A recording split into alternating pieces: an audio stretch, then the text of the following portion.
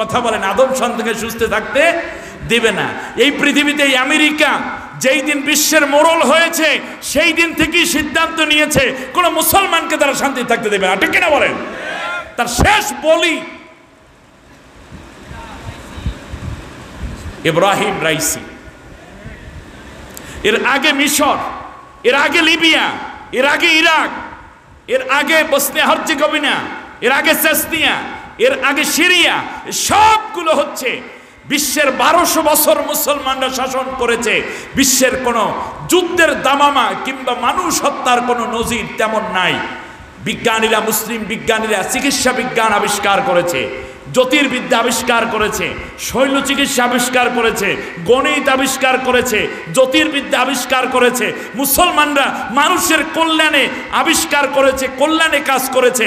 আর যেই দিন আমেরিকা এবং পাশ্চাত্য সভ্যতা যেই দিন ক্ষমতা নিল, এই 100 বছরে পৃথিবীর মানুষকে মেরে মেরে কোটি কোটি মানুষকে পৃথিবীতে অশান্তির আগুনে পুড়িয়েছে, কোটি কোটি মায়ের কোল খালি করেছে, নারীদেরকে বিধবা করেছে, মানুষদেরকে ঘর ছাড়া করেছে।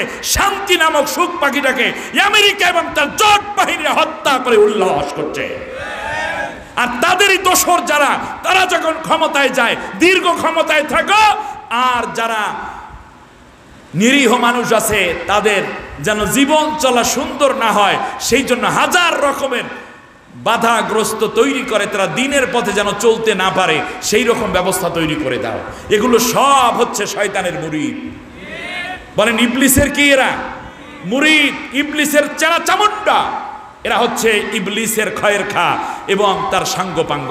আল্লাহ তাদের থেকে আমাদেরকে বাঁচার তৌফিক দিন।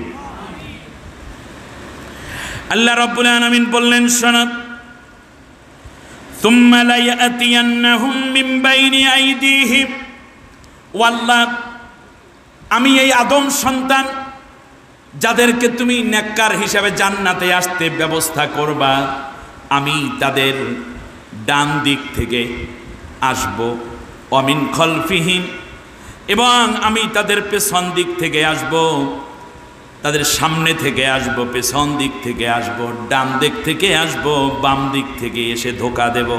ওয়ালা তাজিদু আকসারহুম শাকিরিন, তুমি তাদের বেশিরভাগ মানুষ কি শুকরগুজার পাবে না। দেখবা খাইবে দাইবে তোমার, আইন মানবে কাফেরের, ঠিক না বলেন? খাইবে তোমারটা, কণ্ঠ দেবা তুমি, আর স্লোগান তুলবে তাগুতের বিজয়ের জন্য। তারা নেয়ামত খাবে তোমার, আর সেজদা করবে মূর্তি, কিংবা সেজদা করবে বিভিন্ন পীরের পায়ে, অথবা মাজারে, অথবা নেতা মরা নেতার কবরে, অথবা মরা নেতার ছবি, অথবা বিভিন্ন রকমের বেদির কাছে যাইয়া দেখবা তারা তাদের অর্ঘ্য দেওয়া শুরু করেছে। তারা একদিকে তোমারটা খাইবে পড়বে, কিন্তু তোমার হুকুম এবং আহকামের পক্ষে তারা থাকবে না। অতএব তুমি দেখবা তারা বেশিরভাগই তোমার শুকরিয়া আদায় করে নাই, বরং তোমার বিরোধিতায় লিপ্ত হয়ে আছে। ইবলিস কয় দিক থেকে আসবে? 4 দিক থেকে, ডান বাম সামনে পেছনে। আল্লাহ রাব্বুল আলামিন বললেন, ক্বালা ফাখরুজ মিনহা মাযউমান মাদহুরা লামান তাবিআকা মিনহুম লাআমলা আন্না জাহান্নামা মিনকুম আজমাইন।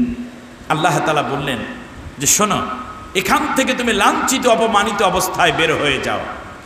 আর মনে রেখো, যদি কেউ তোমার অনুসরণ করে আমাকে বাদ দিয়ে, আমার বিধান, আমার আইন, আমার হুকুমের বাইরে যদি কেউ চলে, তো তোমাকে এবং তাকে দুইজনকে আমি একই সাথে জাহান্নামের মধ্যে ভরে দেব এবং দুইজনকে একই জাহান্নামের মধ্যে রেখে দেব। নাউজুবিল্লাহ পড়েন। তাহলে যারা আল্লাহর আইন মানে না তারা যাচ্ছে কার সাথে? আল্লাহর বিধান যারা মানে না তারা থাকবে কার সাথে? কোথায় থাকবে? জাহান্নামে থাকবে। এখানে একটা মজার ব্যাপার, এইটা বলেই আজকের কথা আমি শেষ করব, কারণ এই বিরক্তি ভাব আমার এটা পছন্দ হয় না। এবারে আপনি আসেন, সেটা হচ্ছে ইবলিস বলল আমি ডান দিক থেকে বাম দিক, সামনে পিছনে। কয় দিক থেকে আসলো? চতুর্দিক থেকে। বলেন চতুর্দিক থেকে। আল্লাহ রব্বুল আলামিন বললেন, এবার শোনো, তুমি চতুর্দিক থেকে হামলা করবে, আর আমি উপর দিক থেকে জান্নাতে যাওয়ার জন্য একটা রশি ফালাইয়া দেব। এই রশি আমার বান্দায় যখন ধরবে, আমি তোমার ওই চতুর্দিক দরকার নাই, উপর দিক থেকে টান দিয়ে আমি আল্লাহ আমার বান্দাটাকে জান্নাতে নিয়ে যাব। একটু ভালো করে বোঝেন, ইবলিস কিন্তু বলে নাই আমি উপর থেকেও আসবো, এ কথা বলেছে ইবলিস। বলছে কয় দিক? চতুর্দিক। এবারে আপনাদের কাছে আমি জানতে চাই, বলুন তো দেখি জান্নাত কোন দিকে, নিচের দিকে না উপরের দিকে? উপরের দিকে। ভালো করে কথা শুনুন, জান্নাত কোন দিকে? উপরের দিকে। আর জাহান্নাম কোথায়? আসফালা সাফিলিন, একেবারে নিচে, নিচের থেকে নিচে।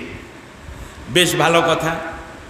এখন আদম আলাইহিস সালাম যখন এক পর্যায়ে সেই শয়তানের ওয়াসওয়াসায় পড়ে আল্লাহর কাছে বললেন, আল্লাহ রব্বানা যালামনা আনফুসানা ওয়া ইল্লাম তাগফির লানা ওয়া তারহামনা লানাকুনান্না মিনাল খাসিরিন। আল্লাহ, আমি তো গুনাহ করে বসেছি, ভুল হয়ে গেছে, জুলুম করে বসেছি, তুমি আমাকে মাফ করো, আমাকে দয়া করো, আর না হলে আমি ধ্বংস হয়ে যাব।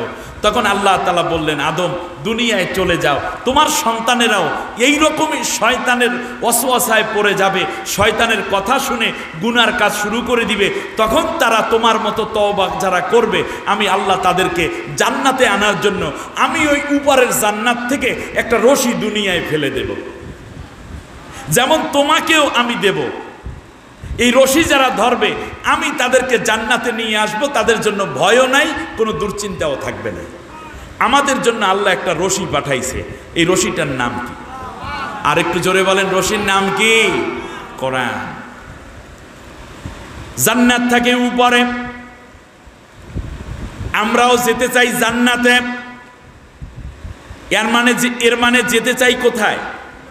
জোরে বলেন না, কোথায় যেতে চাই? উপরে। কেমনে যাবেন? উপরে যদি যেতে হয় তাহলে হেলিকপ্টার লাগে, তাও তো হেলিকপ্টার ক্রাশ হয়। চাঁদের দেশ পর্যন্ত যেতে হলে রকেট লাগে, মাঝে মাঝে রকেট নিজেও কি হয়? ক্রাশ হয়ে যায়। রকেটের মেয়াদ আছে কয়দিন পর, 100 বছর পর এটা ডিস্ট্রয় হয়ে যায়। আল্লাহ রাব্বুল আলামিন বললেন, আমি উপরে একটা রশি তোর জন্য বানাইয়া রেখেছি বান্দা।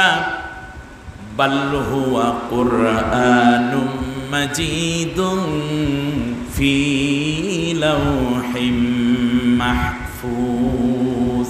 আমার আরশের পাশ দিয়ে সাদা ধবধবে একটা বাক্স, আমার কুরসির পাশেই, সেখান থেকে একটা রশি দুনিয়া পর্যন্ত ফেলেছি, আর সেই রশির নাম কোরআন। সুবহানাল্লাহ বলেন। এবার আল্লাহ রাব্বুল আলামিন বললেন,